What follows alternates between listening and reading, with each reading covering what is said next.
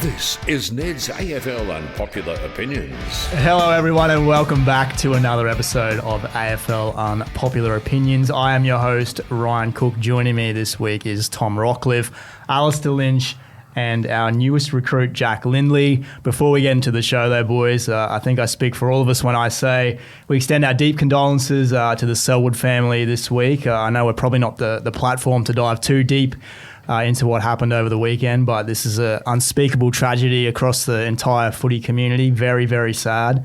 Rocky, I think a few weeks ago you spoke about the importance of reaching out if you're struggling, or reaching out to Lifeline or family members or friends, and this is another reminder of how important those things are and looking after your mental health. So, certainly is, and in Australia I think it's probably a crisis almost, particularly for people aged 25 to 44. It's the number one killer in Australia. I think it's seven males a day, 9 in total take their lives, so it's far too many, and there's a lot of research that's being done. So I think it's a good opportunity and reminder for the AFL, even the governments as well, and Players Association we can be leaders and drivers of this. There's a lot of research done, and there's not a lot of solutions out of it at the moment.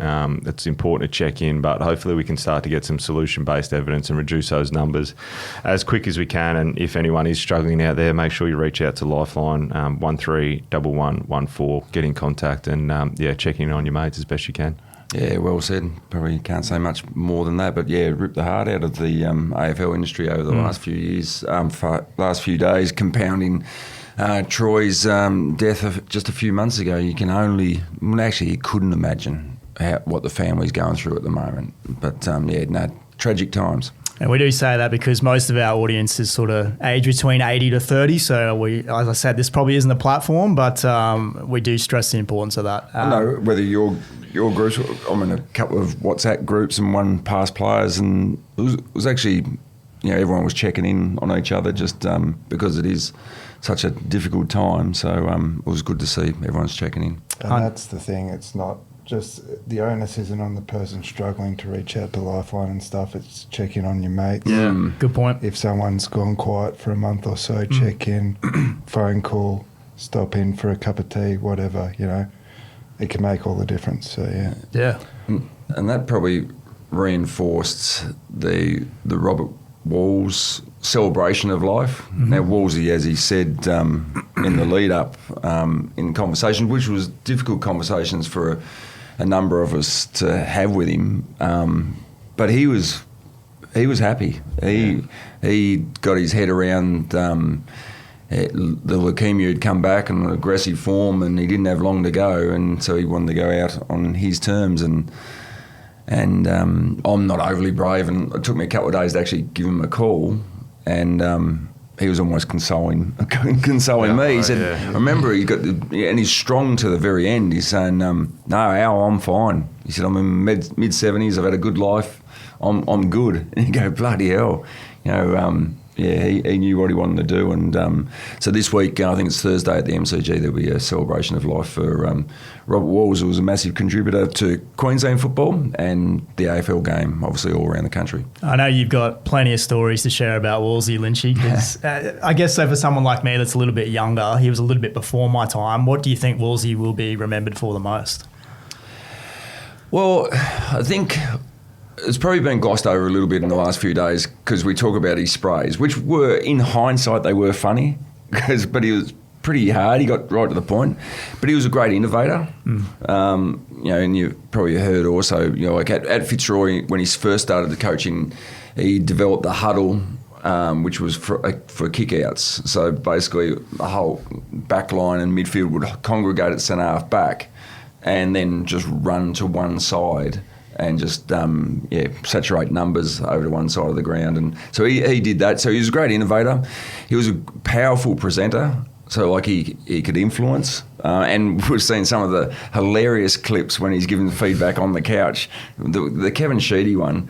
There was a Bomber Thompson one a number of years ago as well, which they used to refer to him, used to take the wrapper off the baseball bat and just give it to him. But he was convincing, and he was the one that sort of convinced me to come to Brisbane. Like I had a massive deal as well, but you want to come up and align yourself with the coach, and he was the one that sort of presented so well to me. And from that time, we probably didn't get on real well whilst he coached. But it was a difficult time. I had a few injuries. He was sort of struggling to hold his job, and so we butted heads a fair bit.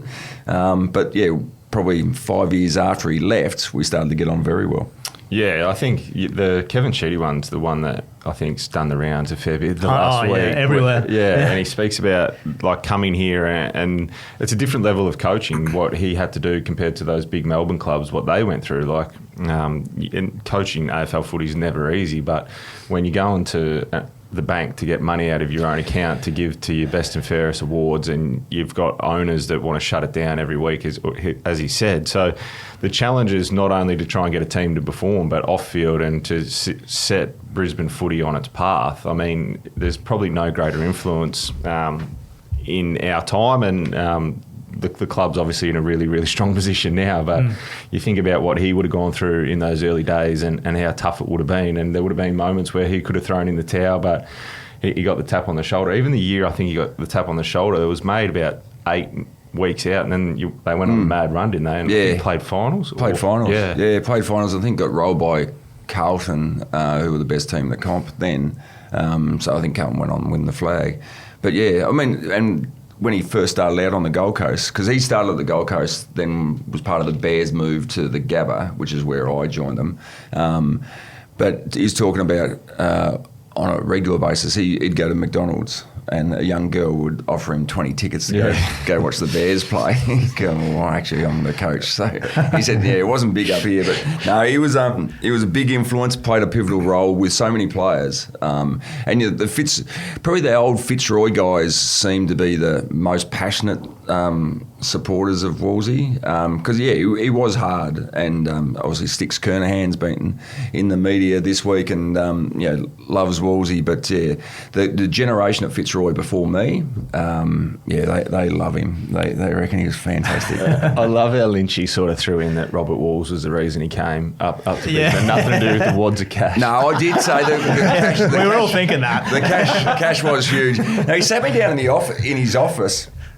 And I remember I spoke to him about this. He sat me down in the office and took me through what he wanted for me and that sort of stuff. And yes, massive deal as well. But I thought, you're impressive. And then I just got a couple of cooks. I don't know whether I suppose we wouldn't have said this. I've said it somewhere. But when you come off after a game and you think, well, we've lost, but I've done all right, so I should be fine. Wasn't like that? No, we played Richmond. It was my 13th game of my first year, and I'd broken my collarbone early in the pre-season, and then I'd broken it during this game, and I managed to stay on the ground, so it wasn't too bad. But I broke it in and kicked 3 goals to end up with 5 goals from centre forward in a loss.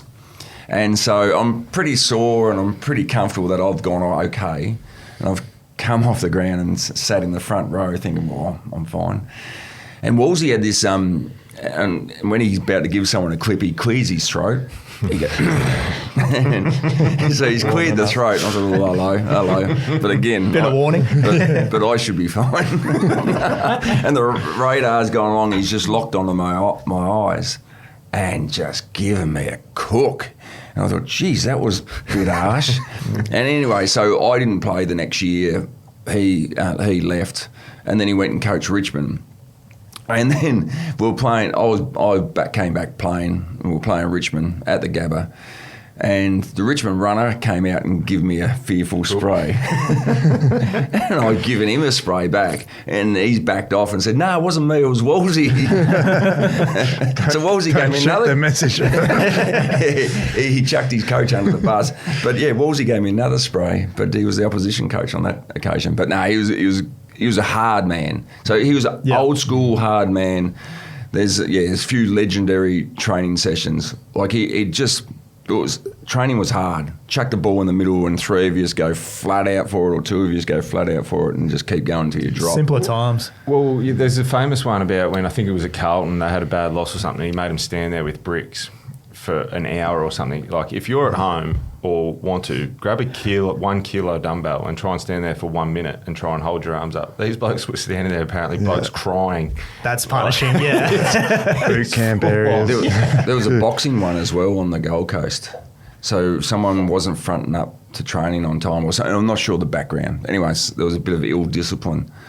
So they've chucked the circle and chucked old mate in and just rotated guys through him. Jeez. And That's brutal tough. until I think someone stopped it. Yeah. It's funny because like Wolsey came and spoke to us a couple of times. We had Vossi Post, who was coached by Justin Lepage as well, and he was pretty firm and you could tell. But even the training methods off that, like Vossi would do that. When I first got recruited, you were in the circle and you had to get out. So you had to wrestle an opponent, you had to win to get out. Like, so it continued on. So the Robert Walls legacy has been handed down to coaches along the path. And I remember, like, if you got to about the third bloke, you were gone. You couldn't get out of that circle because you just cooked. Yeah, like, and you've got a fresh bloke coming in every time. And you couldn't allow your teammate to get out either because, like, if you went soft on them, then you get sprayed. And I'm assuming you replaced them in the circle. He came and spoke to us as well.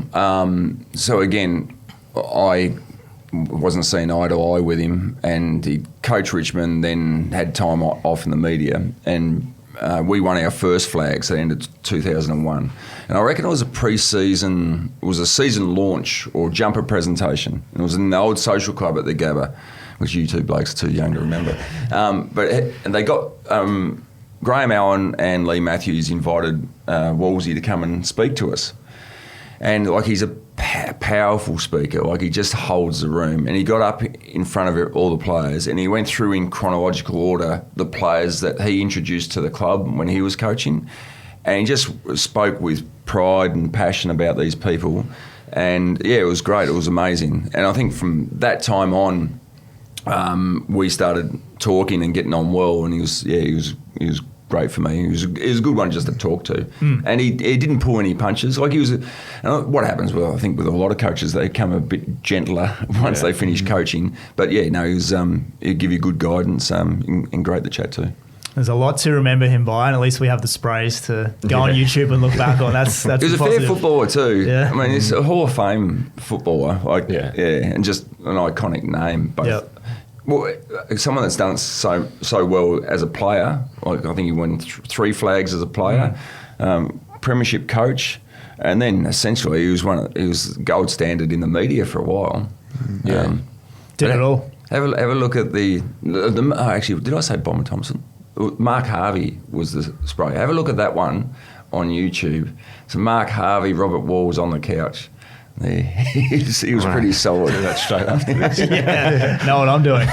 Speaking of Bomber Thompson, or the Bombers anyway, I'll give Jack a proper intro here.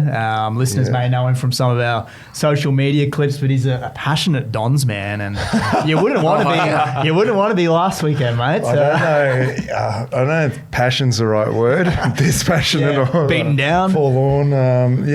Beaten down over many years. I've been involved in a lot of gags on Ned's skits, taking the mick out of me and my team. And the probably the most disappointing thing over the weekend is, like, I was half expecting it to happen, you know? Yeah. Which just goes to show, like, the lack of hope there at the moment with the Bombers. That game was over in the first 10 minutes, and it's tough to see a way forward. I feel like we're in a perpetual rebuild as for the last almost 20 years now. As old as you are. You get those glimmers of hopes when you're teetering on the edge of the 8, but you just know, like, I prefer that if we don't make the 8 this season, because I just know what's waiting for us. I'm just going to get towed up. Yeah. So, Well, you restricted Bailey Dale. Yeah. Well, I did make 50. No, that's right. That's a win. You're locked down on it. I think last 5 minutes we went on to thought this might change the game. And we took some momentum into next week, so that's positive. They do have a game up their sleeve, so if they do beat the Gold Coast, they're effectively in the 8, but they haven't really... if we do Huge if. They haven't really beaten anyone. I mean, Sydney the week before... That was a bad game. probably lucky to get away with it, falling over North by 3 points. So there was probably West Coast by 2. Yeah. Melbourne, who were just going, Port Adelaide, who were just going. Coming. The writing's been on the wall. Yeah, really. Defensively. Then, like, you look at the games earlier in the year, giving up 160 odd points to the Crows. So there's some serious issues there at Essendon, and there's no quick fix though. Like, there's talk about potentially, do they throw the kitchen sink at a Harley Reid or something like that? I don't think that's going to fix. Like, they've bought in, they've overspent for Mackay. We've down done back. that before, making big trades, and I think you've just got to go the slow route, rebuild from the another bottom. 21 Yeah, years. 20. yeah. You're patient at least. But it's the hard thing is you're seeing other teams bottom out and come back faster than we've rebuilt. So I think they've got a bit of a war chest to go after someone, but it's got to be the right person in the right age demographic. They wouldn't want to lose this week. Who they got this week? The Tigers. Yeah. Dream time at the G. I think I'll be getting a few Massive text messages from someone if that happened. Former host. Who's better positioned in their redevelopment, Essendon or Richmond? Who would you take now for the next 5 years, Richmond or Essendon now? Richmond, I think. Yeah, I think their talent that they've been able to bring in. I think teams have done it wrong. I think West Coast have done it wrong. I think they oversold like Liam Baker and given up pick 3 for guys like that. Yep. I think they've done it wrong, and Richmond have done it right. They've gone, well, we're going to get 6 picks inside 20 or whatever it was last year. We're going to fast track it. We know where we're at. We've got a couple of older guys, but let's bring in some real top end young talent over the next couple of years before Tasmania come in. Mm-hmm. Let's make sure we go after it. And I think Essendon have got some good players. I think Caddy's going to be an absolute superstar, and there's a few guys like that. But yeah, it's probably not a fair comparison with Richmond because I think they have done it really well with the talent they got in. So, yeah, you're on the way. There is some positive signs. Lynchy says as he's laughing. No, well, as an ex-Bomber supporter myself, I grew up being a Bomber supporter, and I just want to see them go well. Yeah. And, I mean, it's good for the comp if they're going well. I think it'd be massive. And I want to see Brad Scott go well with them. And I think he's a good coach. And I think, like the sleeping giant of Richmond a decade ago. If you can get this club up and going, it would be enormous. It'd be great for Essendon supporters, obviously, but it'd be great for the code, the game. Yeah, and I want to see them get up and Is go. it still like a destination club? If you're a player that's coming to the end of your deal, this end of this year. Destination club? Yeah. Not yet, but it should be. But it's still a top 4 Melbourne club. So, like I said, if you're a player looking for a new club, would you consider Essendon over others? I think so. Like, you still get those big games. You still get Anzac Day. No, they don't get it. Well, you play about 18 games in Melbourne. Play a lot That of helps, big club, and the opportunities, I'd assume, off-field would be very good. Like, they do that really well with their coterie groups. Essendon's probably number 1 in the competition. But there's, I mean, if you want success, you're probably not going there. But, But I think this is where they players almost get clusters to go together. Or if you've got a couple of mates that you've come through under 18s, 3 of yous go. Or there'll be agents out there, I'm sure, looking at clusters to go over and it'd be great. It'd be great to be a part of that club if they get up and going, as per Richmond. And then once they're successful, they'll just do our heads in again, and it'd be good to see them fail. But but no, I think they'll be right. They'll get there. Yeah, you know you're in trouble when other fans just feel sorry for you. They don't hate you anymore. It's just like, But there's a few of those clubs, like, in no man's land almost, aren't there? Like, St Kilda's a bit like that. Yeah, I was going to say, that's probably the only thing that saved me over the weekend was that at least I don't support the Saints. That's a silver lining, but Like, they're not really there. You bring in Ross Lyon, with Ratton had done a reasonable job. They're sort of teetering on finals, playing finals footy, and it's like, well, can Ross take them to the next level? And they've gone backwards. They haven't improved. And they're almost rebuilding. Yeah, well, they are rebuilding. Yeah, I reckon they've got a very young list, and that's why they're trying to break that cycle with that big signing. Now, whether Tom DeConing's the right one or not, but they're going to break the cycle because they've developed this war chest where they've held back payments so they can pay basically 105% of the salary cap next year. So that's where they're going to be able to get that money to pay one player to get there. and they'll keep rolling the dice until they get one. Yeah. And they'll break some other salary caps on the way to doing it. Like, I mean, GWS will be bursting now because Finn Callahan stayed. Carlton will be probably worried that if they offer TDK big money and he stays, that's going to put a strain on their salary cap as well. Well, they can't afford it, can they, Carlton? They're going to have to let him go because you've got that's the Kerno, thing. top dollars, you'd imagine. Mackay would be decent. Paddy Cripps is going to be decent. Sam Walsh On good money, yeah. Wiedering. So their spine is as good as anyone in the competition. That's where they probably drop away. It's that bottom five that are playing each week that's sort of almost letting Carlton down. They're stuck in no man's land as well at the moment. There's a few clubs in that territory, and I guess one of them still is West Coast, but very impressive win yesterday. We're recording this on Monday. Very high-pressure sort of game from the Eagles, and that's what the fans have been wanting to see for the last 12 months. This is the first time since round 10 last year that both Perth teams have won in the same weekend of footy, so that's a fun little fact. And I thought, obviously, the emotion of the Selwood tragedies really inspired them as well. If you haven't watched Oscar Allen's post-game interview, that was well worth watching. What did you guys like from the Eagles? Did you like the brand of footy that they're starting to play under McQualter? Well, yeah, we were both working on the other game. Yeah. But you can see it. I think even last week, like they're in that game right till the death against Richmond, probably a bit unlucky not to win that game of footy if they get that kick away inside 50. But I've seen a bit of the second half and just their pressure. Their attack on the footy was at another level. Harley Reid didn't have his numbers-wise huge game, but you've seen the signs of why he's picked one and what he's going to be able to do. That goal he kicked from 50 was special. So they went after it a bit, and St Kilda, just couldn't stand up to that pressure, particularly early on. The game that you guys were calling was Melbourne taking on Brisbane, and it felt like to me as I was watching it like Brisbane was up by about 6 goals, and I think Jared was even saying that on the call. It looked like he said at one point there's a big gulf between these two sides, but like there was only 2 goals between them, and then Melbourne just rolls over the top of them in the fourth quarter. The ball virtually lived in Melbourne's front half in that final term. We've talked about Brisbane's second half woes for most of the year.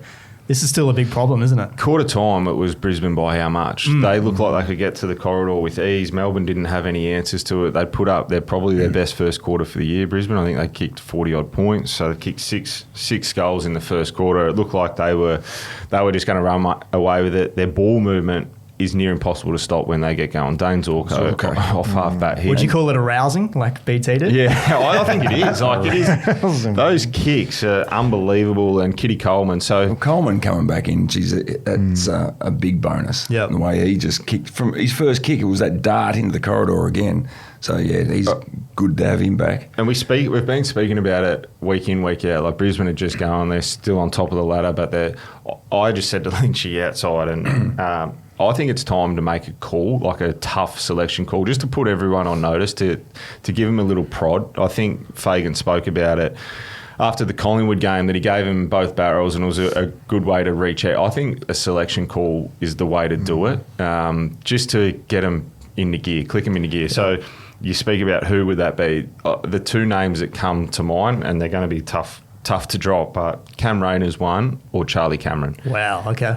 I think one of those two, they amplify Brisbane's issues at the moment. They're the ones that are up when things are going well. They look as good as anyone in the competition. What Rayner and Cameron can do when the going's good, they're incredibly good, but then they disappear for long periods of time. And Charlie this year's just been out of touch. He kicked a couple of weeks ago, kicked 3. He hasn't got his kicking boots on. There was one yesterday. That was the one that gave it away. The ground ball inside 50, he would take every day of the week, eat him up. He ran over the top of it, fumbled. He just looks out of sort. So it's just it can be for the whole group. Lynchy obviously went through it, and he's probably better to speak about it than what I am, how you back up after a premiership to go again. But I think it's almost getting to that point that you've got to make a big selection call for the group, not so much for the individual, for the group to say we need a full stop here and we need to kick into gear. Yeah, I reckon they look comfortable. They look like they're comfortable, that they've got a flag under their belt. As you are when you got a flag, because it's what you've just been driven for your whole career. They look like they're just playing comfortable. Now, to be the best team in the competition, you've got to be on, you've got to be totally invested. And I think even half-time, I spoke to Chris Fagan, their ability to snap from defence to attack is like that. When you're switched on at your best, they look like they're just off that. So they're going half a second late, which means you're off. So I reckon they look comfortable. Teams getting set to take on Brisbane as well. Like, you go back a couple of weeks when they played the Gold Coast. I thought their game against the Gold Coast was first class, and they're probably thinking, these young smart asses from down the coast, we're going to give it to them, and they did. And they played very good football. But since then, the last couple of weeks in particular, they've just been off a little bit, and it's not one player, but just everyone is not hasn't got the same reaction time, hasn't got the same investment, and even with, I think, what Melbourne did well. I mean, Melbourne played well. They slaughtered the ball at times and kept Brisbane in it at times, but we spoke about who's the most important player for each club a couple of weeks ago. Harris Andrews, I feel, is the most important player, and we're going to see more of this every week, whereas Jake Melksham goes to him and negates him so he doesn't intercept Mark. The upside was Jake actually kicked goals as well. Yeah. So we're going to see more and more of that. We can't be as reliant on our best defender in Harris Andrews, because he's going to get that attention. And we saw it, I reckon, across the whole weekend with those key intercept defenders as well. I thought it was a massive role, and we gave him best on ground on Triple M. Melksham, I thought he was outstanding. Yeah. But I've been critical of Simon Goodwin on this and said he's probably under the most pump. He coached as good as anyone yesterday. He came in with a clear game plan. Oliver O'Neill, I think you'd nearly give the points to Oliver, his ability to nullify the contest, and Melksham. So everything they went after yesterday, Melbourne, it felt like they executed really well. He was down on ground level. He was pulling players aside, showing them clips as the game went on. So I thought Melbourne, to their credit, they executed everything they wanted to yesterday perfectly against Brisbane, and that's the challenge of being one of the better teams in the competition. Teams you're the scalp. They want to beat you. Yeah. So no, I agree. Reason to be up for the fight. Yeah, especially mid-season. Yeah. Did you guys ever get in any water bottle fights like Melksham and Harris Andrews did? I've seen that. Harris is probably lucky that it was a water bottle fight, because there's a story that Melksham, if he wasn't playing footy, would be boxing. They reckon, they reckon he'd be an amateur boxer, if not, on the circuit. So Harris is probably lucky that it was just water. Yeah, probably. But no, he did a good job. But I agree with you with the Oliver one. Yeah, Lockie still had 30 touches, but they weren't a really impactful 30 touches. And it was good to see him lock on at stoppages. He'd just go straight to him. And they probably went their separate ways once the ball got out in space, but I thought he did a very good job. And how good is Gawn? Oh, yeah, that fourth quarter, immense. Brisbane's just started kicking it down his throat a bit there as well. I don't know if... Which they don't do when they're playing at their best. It's more, Zorko, Coleman into the middle, 45. But going long, and he just mops it up.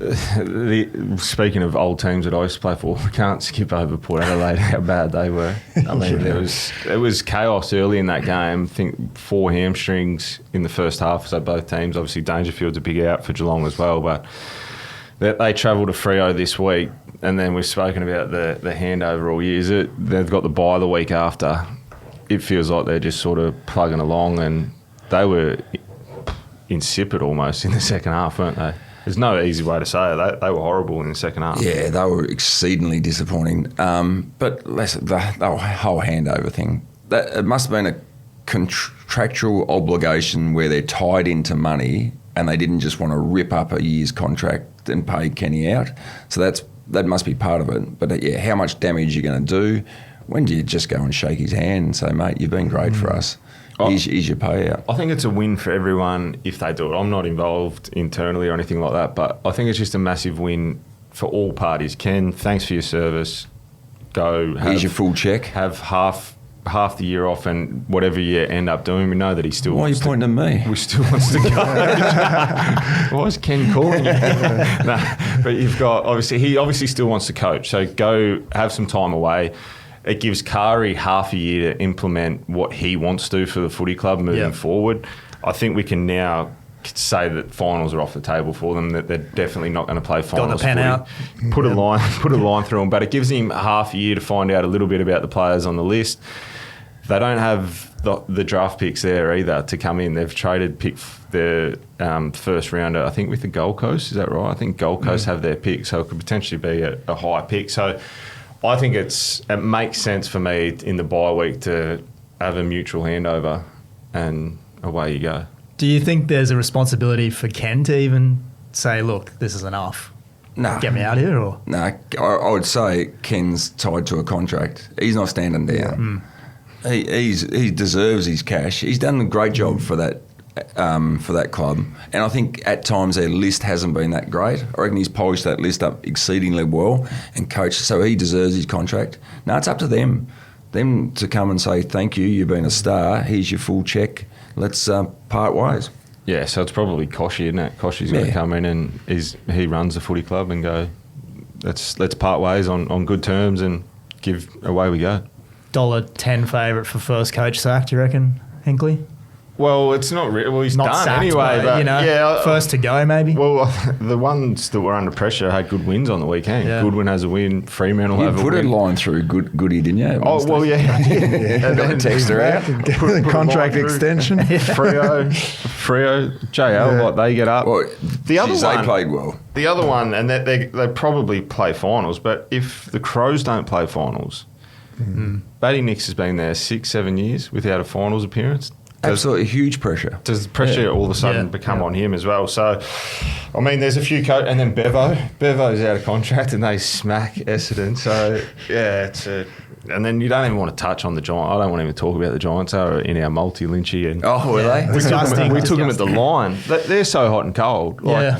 Some teams, which is good for the competition. I mean, it's pretty even at the moment. You don't know if your team's going to win, so everyone's going there unsure, unless you're Collingwood. They just seem to front up. But Freo were good.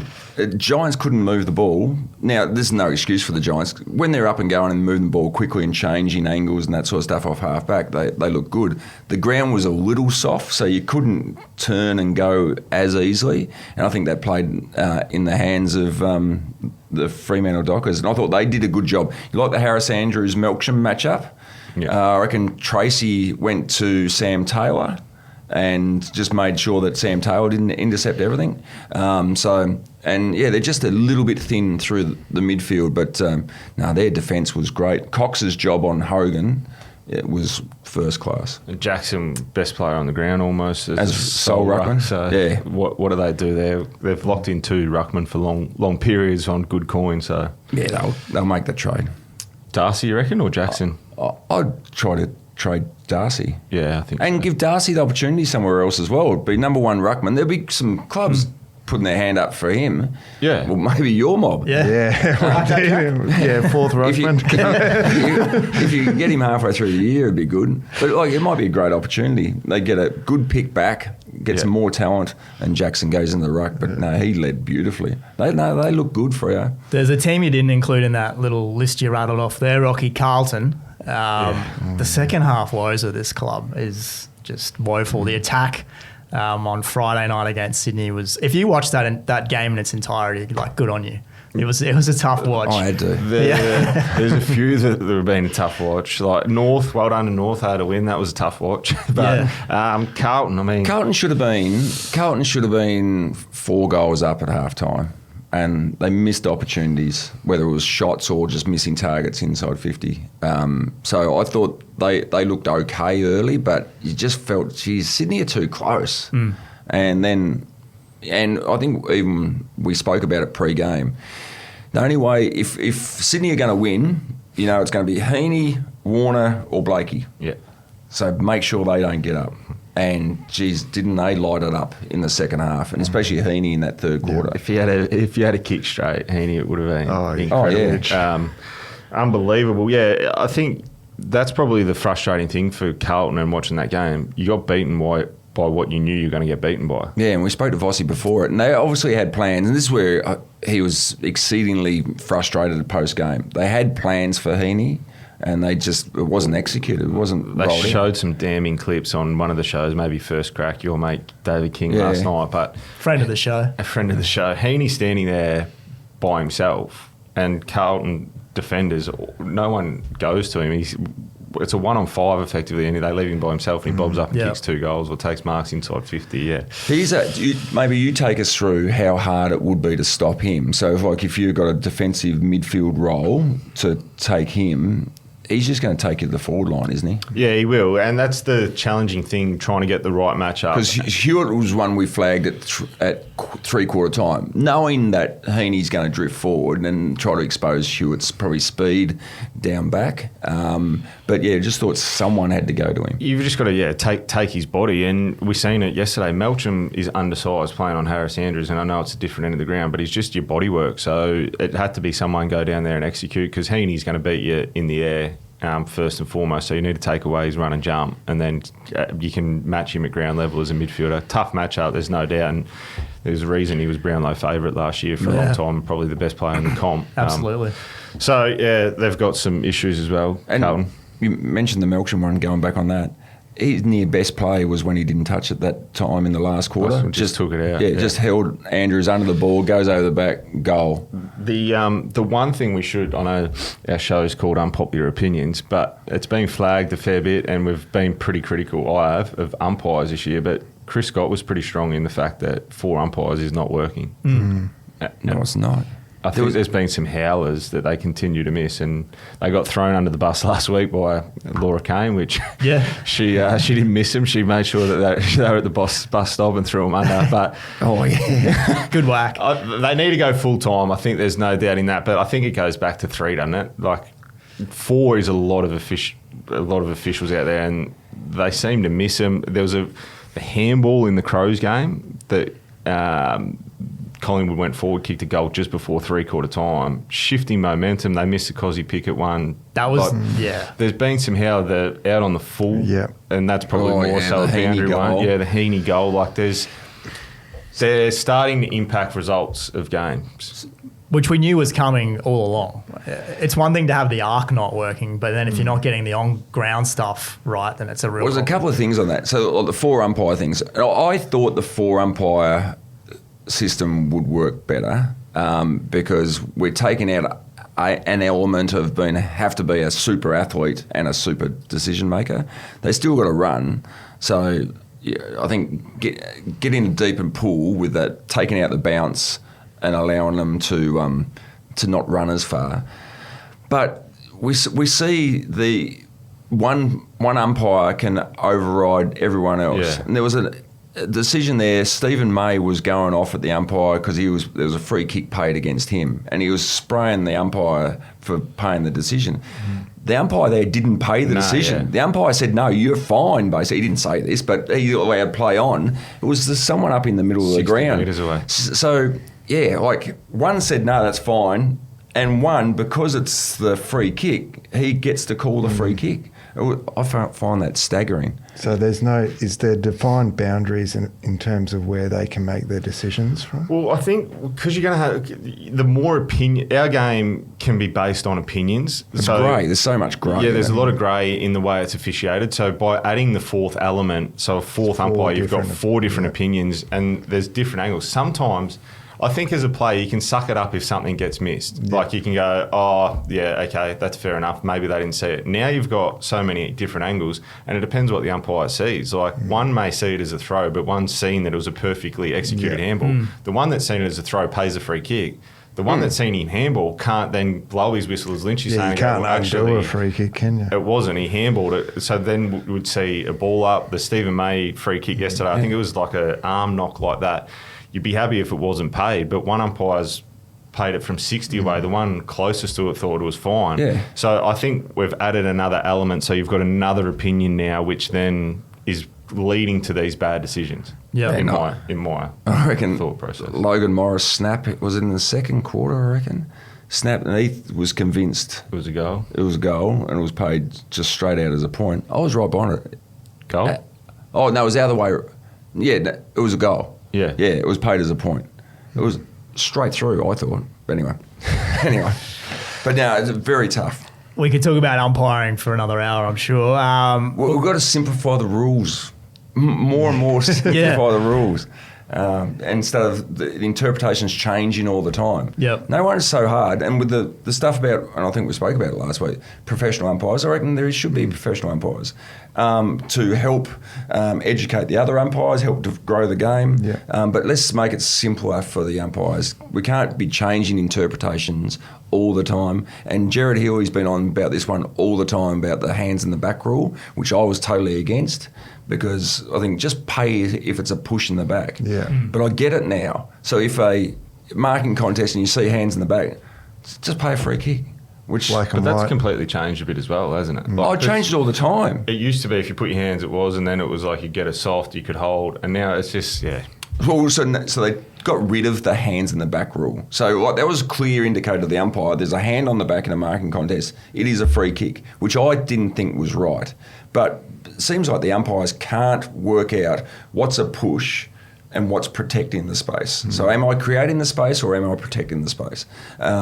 So it's hard. just and then make it easy for them. issues get amplified for them because you see, I think it was the week before, Brad Scott blew up about the manning of the mark, and then their game against Sydney, there's like 6 50-metre free penalties straight away, and it's like, well, they actually marked it pretty well, but tough game to umpire. I Very think the tough. AFL, I think Laura Kane's got a big job if she survives. I think in the backs, probably one of the biggest ones when it comes to opinion too. Tom Hawkins would have 100 less career goals if they changed The it. salty Hawthorn supporter about Tom Hawkins. Yeah, that's it. Let's take a quick break, fellas, and we'll come back and chat our top 5 villains. You're listening to AFL Unpopular Opinions. Boys, on the back of Harley Reid and Bailey Smith's antics over the last month or so, I thought it'd be a good opportunity to talk our top 5 villains from all time, basically, not just this season. So hopefully we've all got a list. I'm going to rattle off my top 5 in no particular order. And I think this one will be on most of yours. Barry Hall. Ooh. He wasn't on He mine, wasn't? but yeah, he Okay. definitely is. Yeah, no. And so why a villain? Just It speaks for itself, just surely. for opposition supporters. Yeah. Right. Yeah. No, he was on my list. Punching in the face. Punching blokes in the head is pretty. That's the criteria. Hayden Ballantyne, probably more of a personal one, but he was such a pest back in the day, and I despised him, to be totally honest, as a Hawthorn supporter. And didn't Matty Scarlett Scarlett just quite whack did. Yeah. Stevie J and then the Geelong boys hated him, Yep. Another one, I don't personally feel like this towards him, but Mitch Robinson was disliked by a lot of opposing fans just because of his attitude and some of the stuff he did off the field. And loved by his own fans. Yes, that's true. That's the thing. It's compounded the I think other it's way. important to note that every team needs at least one They villain. do. They do. Oh, you do? Yeah. Yeah. Brisbane were a better team with Mitch running around. Yeah. Because the exactly. opposition are thinking, where is this mad bloke? Added a bit of grunt. Stephen Milne, bit of a no-brainer as well, I think. Yeah. And then finally, Brian Lake, who I think North Melbourne fans will particularly have a problem with on this list. Well, go on. Why? I mean, He left. he choked someone out. Wasn't that against North Melbourne? Did he? Yeah. Ah, Yeah. Brian Lake. Yeah. Did he? Oh, Don't you remember that on the ground? No. Hands around the throat. Oh, did he? Yeah. Very famous So I'm getting moment. old and forgetful. The game's going The to other shit. one. You can't It's choke not someone soft. anymore. Barry Hands in the Hall, back. when he got Scotty Thompson. He did, Yeah. yeah. Headlock and wouldn't let go. Yeah. Speaking of villains, Scotty Thompson's probably one as well. That's a good one, yeah. Rocky, yours? Mine, I had Ballantyne as well. I Yep. thought he's definitely one. Just speaking, and I'd never seen him play, but I love watching the Mike Sheehan interview. Just, Mark Jacko Jackson. That's another YouTube one you have a look. That was uncomfortable. Well, Mike did well to sit through it. Well, Like, Mike didn't know whether he was going to get punched or not. yeah. That's a no. Well, you wouldn't, because he would go on a tangent, and he obviously wanted to get a lot off his chest. And credit to Mike for doing the interview, because I think everyone loves to look back at it and just go, "Wow." Campbell Brown, I Yeah, thought that's a was good one. one. Yeah, He's on my so list. I think a lot of opposition teams wouldn't have liked Campbell. Obviously, at Hawthorn, he was instigator, Gold Coast a bit the same. On the books here at Entain Friend too. of the So company. is he? Be careful. Yeah. No, well, I don't want to fight you, Campbell. We can arrange Well, it. obviously, he had a blow up with Stephen May as well. Yeah. Documented. Stevie Baker. There's a few people who had a blow up with Stephen May. Haven't they? Yeah, Didn't Stevie Jake Melcham? May. Yeah. Stevie May's He might find Stephen himself May on could be a the villain. list. as well, like, Yeah, absolutely. knocked out a couple of players at Brisbane. So Stevie Baker, I think, when he used to do his I job. didn't have Steve Baker down. That's a good one. And I think probably the most now, Collingwood player Braden Maynard. Oh, of course. I think opposition players, teams, hate him. He gets under the skin. Yeah, I doesn't he? think he tries to. And is it a bit of fake tough guy at times? Like It's a he'll character. go and then a bigger bloke will enforcer. roll in and Yeah. he'll just go, okay. he plays it really well. And It's easy to be a tough guy these days because you Isn't it? know nothing's going to happen, Yeah. really. You can get in the face, you can grab a jersey, and A few that's about jumper it. punches, that's it. Yeah. yeah, I Until think, one day someone's going to whack you. I think the punching sort of dropped off in 2004, didn't it? Windburn dropped off. It's just entertainment value. That was it. Make sure you entertain everyone, but don't land any punches. Oh, is that what you're going on? Is it? Oh, righty. Yeah. Oh, stop. Cats out of the bag. Yeah, right. Mine? Yeah, hit us with I reckon a couple. I'm going to go start with Tony Lockett. Yeah, okay. Yeah. And was it when he was playing for St Kilda? Did he kick a barrel into the Swans cheer squad at the SCG from about 5 metres out? Yeah. So just trying to Cop that. Yeah, and I was genuinely scared of him. Like I played my first game at fullback was on Tony Lockett, and running out to him thinking, I'm going nowhere near you. I saw I'm Fev petrified. kicking a few barrels from about 5 metres out in the Resies last weekend. He was he? loving it, yeah. Fev could be on there as Yeah, well. I think so, yeah, probably could be, remember yeah. one, All right, so plugger, Dermot Brereton, I reckon he's up there. I mean, Dermot Cannon, run through the Essendon huddle. How good's that? And didn't he kiss Billy Duckworth, I think, on the cheek in that same game? Yeah. And, he was like a rock star. And, like, Dermot now, like, working in the media, obviously, for probably the past 30 years, hasn't got a nasty fibre left in his body. All that testosterone's all gone from his playing days and has just flipped around to such a mellow, easygoing fella. I had Mark Jackson. So Mark Jackson, I didn't play against Mark. We nearly crossed over, but Jacko used to infuriate, I think, his teammates sometimes and opposition players. Who else did I have here? In the modern, not in a bad way, but in the modern terminologies or times, Toby Green would be considered a bit of a villain. Didn't think about him. No, 6 different suspensions. So, the boots in the back or studs up sort of reports. And so I think he would be considered that. And this one for probably post-career, but mostly, but he was a villain for opposition supporters when he was flying because he was so good. But Wayne Carey. Yeah. Wayne Carey he used to get booed because he was just too good. Yeah. He used to carry that footy club and he was a great of the game, but wasn't fancied by opposition supporters much. That's a good one. Yeah. Good list. Anything from you, Jack? Yeah, look, Jack. going last is never great. I don't really Set have you much up. left, but Wayne Carey was on top of my list. More so for off-field stuff, but I guess we're keeping this more on-field. That first game against North when Archer and that shaped up, that was pretty. Yeah, exactly. So he got under a lot of people's skin, understandably so. Had an old teammate of yours, Jason Ackermanis. Yeah. Got him as just a big mouth. Within his own club, he was a bit of a villain, I think. Still might be. And I think he used to write the articles all the time. He wrote an article about Duck and said we wouldn't have him at Brisbane. And we were playing Adelaide a couple of days later. Apparently he's still a villain at golf courses now as well. With the Queensland Police. No. So don't let him score his own games. Bit left of field, but retired now, Razor Ray. Yeah. He was probably excellent. the biggest villain of the AFL. Yeah, I like Every that. fan base hated on poor Razor. And then I have Ryan Crawley, another one, got under people's skins, and then same as you guys, we had the Barry Hall and Oh, yeah. Kane Corn, special mention to him. Well, yeah. Why is he a villain? He just gets his name out there in the wrong ways. He's got enough. Picks for on this podcast. He's already got one. On this Yeah, few scalps, as he likes to say. Yeah. No, that's a good list. James Sicily, Stiff. I thought he could have been on a few of your lists. Yeah, he could be. He's irrelevant now. So out of form. He's done.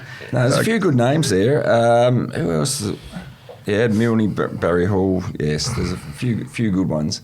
Well, I think like there'd be heaps if you went back. Generally, it's going to be a tagger, like a Libba. Libba would have been, particularly for Richmond, what happened with Matty Knights and that. Like, there's be heaps of little ones that would have got booed back in the day. there was one that a player went from being very much beloved to a villain overnight, which is Andrew Gaff.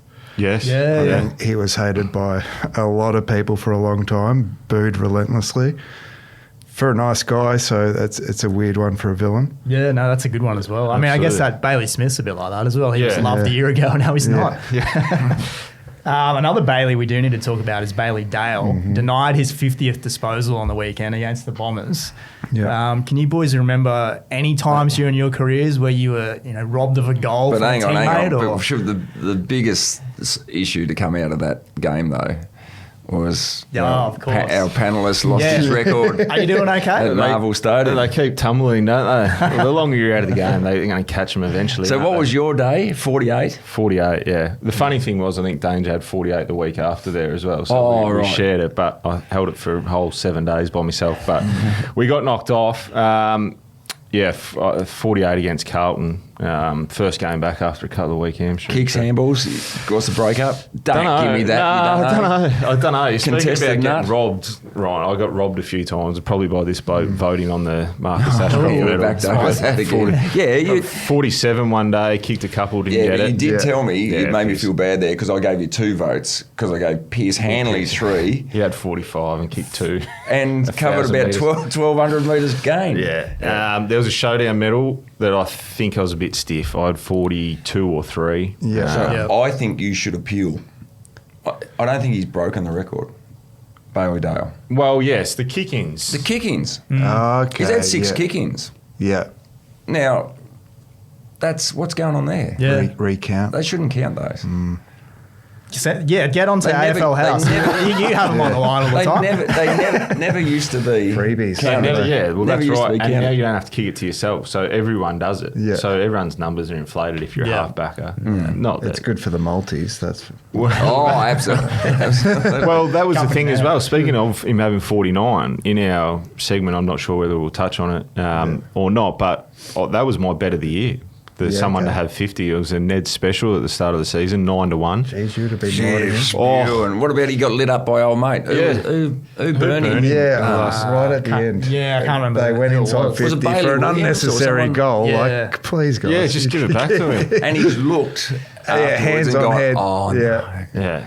no. Oh, well. Do you so you had 48? How do you know at 3/4 time you're on for 50 here? Like, how aware are you It was during one of the the game? Yeah, one of those days, and it's a lot easier these days because the stats pop up on the scoreboard. Yeah. Obviously, I think I had 27 at half time, and I'd had a bet with Craig 27 Lambert at half time. if I got 50 that day, and it was one of those days where You had a bet that you'd get 50. What, at what 50 stage? before the game, he said he'd take me out to a long lunch, me and 5 others. Going into the game that into you the get game, 50? yeah. Oh, my God. And he was welfare at the time, but like I'd be 4 deep in a contest, and you would have had days like this as well where you got like full forward or something like that, no right, and it would bounce past them into my hands. Like it was just one of those days where everything sort of went right.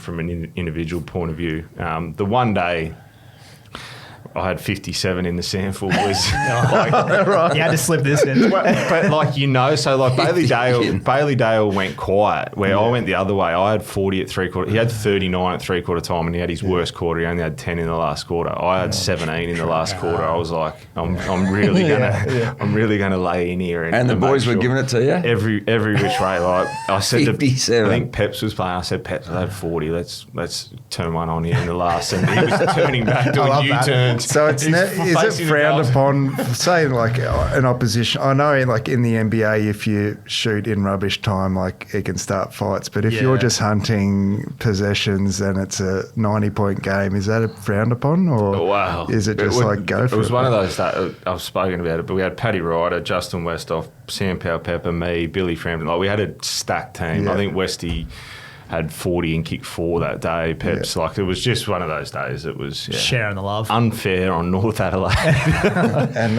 Lynchy, I looked up your top disposal games. So 11. 23 against Geelong in 93, and that same season you got a 22.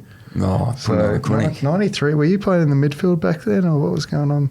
I don't know where I was. No, it would have been forward. The one that I seen yesterday, Triple M did it, the Sunday Rubber or whatever it's called, Stevie J against Melbourne when they won by 200. He had 34 disposals, 28 score involvements, 10 goal assists and kicked 7. That's not spoken about enough. That is an incredible. and then backed huge. up apparently the next week and kicked 6 and had 31. Like he was a freak, but to have 28 score involvements is off the charts. How many? 28. He had a 34. That's so he's kicked wild. 7, had 10 goal assists. So he's had a hand in 17 goals.